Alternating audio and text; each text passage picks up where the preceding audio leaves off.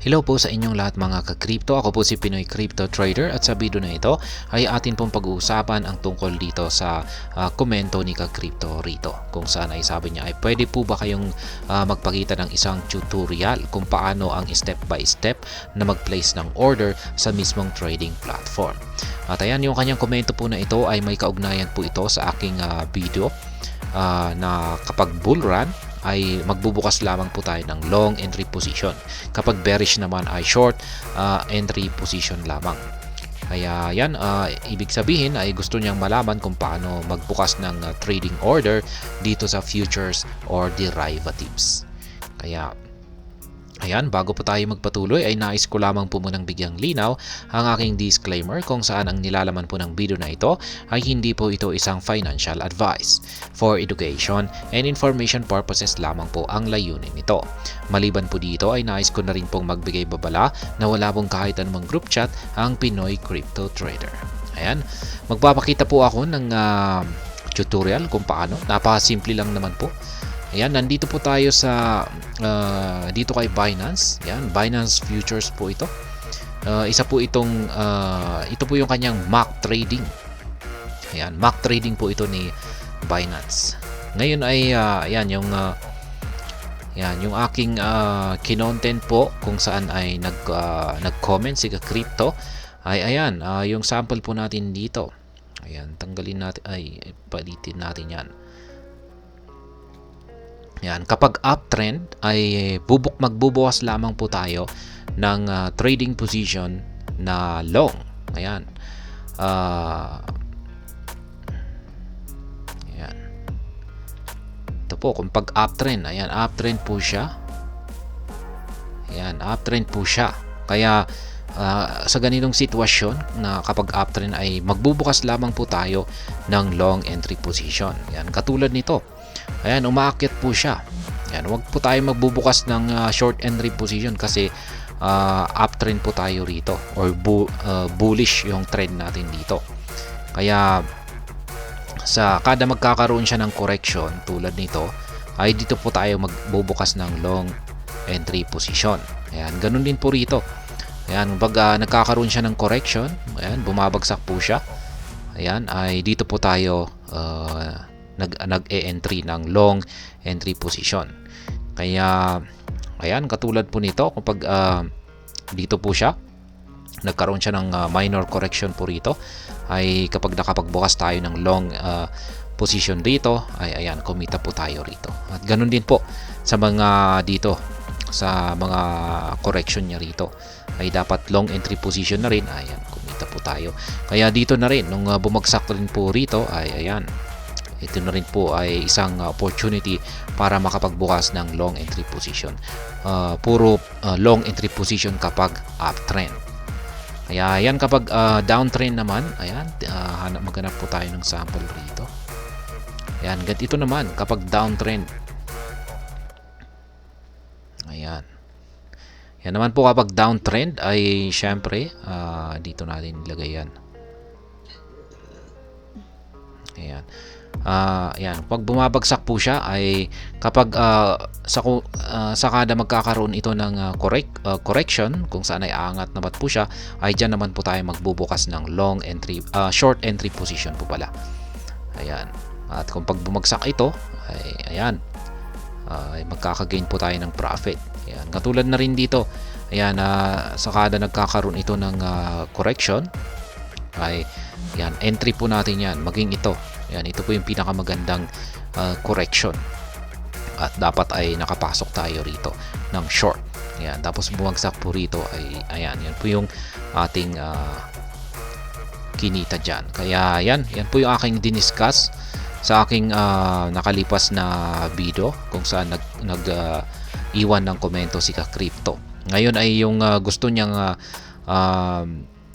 ayan, yung gusto niyang malaman ay paano ba magbukas ng entry position. Ngayon ay ito po yung kasalukuyan na nabubuong mga candlestick pattern natin ngayon. Ngayon ay nakikita po natin na uptrend pa rin po siya dito. Ayan, uptrend pa rin po yung kanyang ipinapakita na o yung kanyang kalagayan. Kaya sa ganitong sitwasyon ay nag-aabang lamang po tayo ng long entry position dito kasi uptrend po siya. Ayan, meron po tayong support line dito. Ayan, dito. Ayan, support line po yan. Palitan na lang natin ng ayan, support line po rito. Kulay red. Ayan. Ayan. Ngayon ay kung babagsak po siya rito ay magbubukas po tayo ng long entry position. Ayan. Pwedeng lagyan natin, taas-taasan natin ng konti. Maski dito. Ayan.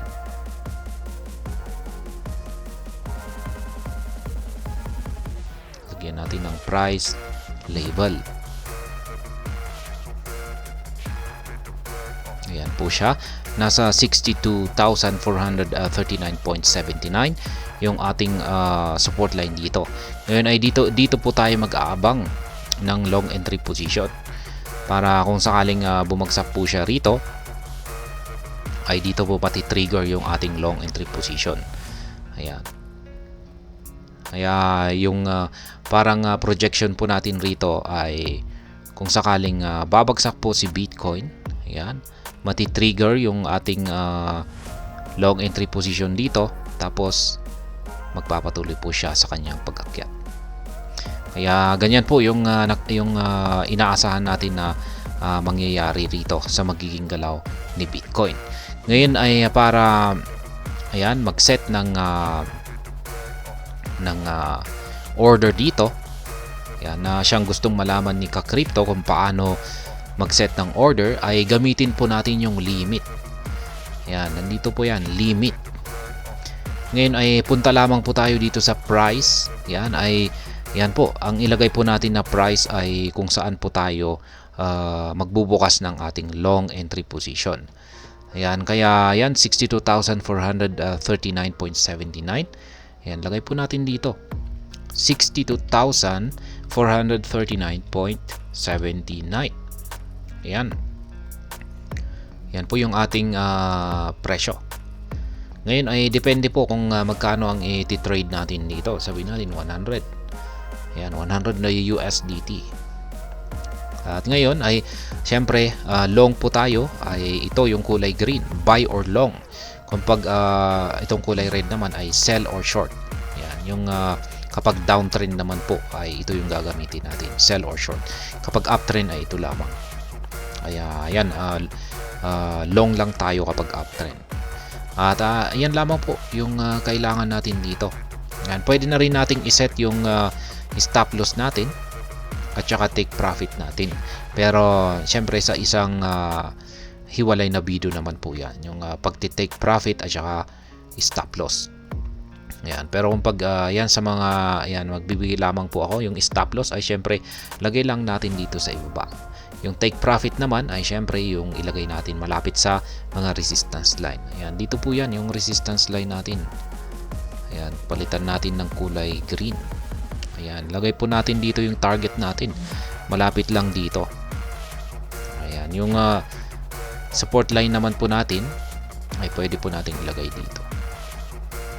Ayan, palitan natin ng kulay red. Tapos ayan.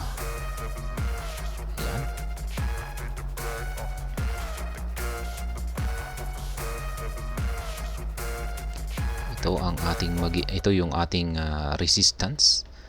At ito naman po yung ating support, ay yung stop loss po natin. Yan, lagyan natin ng kulay red. Palitan natin ng kulay white. Ito po yung stop loss natin. At ito yung nandito, malapit dito yung ating target profit. Maski lagay na lang natin dito yung target profit natin sa ibaba. Yan, maski wag na nating itapat dito sa saktong resistance line natin. Yan, maski lagay na natin yung yan, yung ating target profit or TP dito sa 72,374. Yan, Yung ating stop loss naman ay dito po sa 59,989.12. Kaya ayan, lagay natin yung ating take profit na 72,374.8.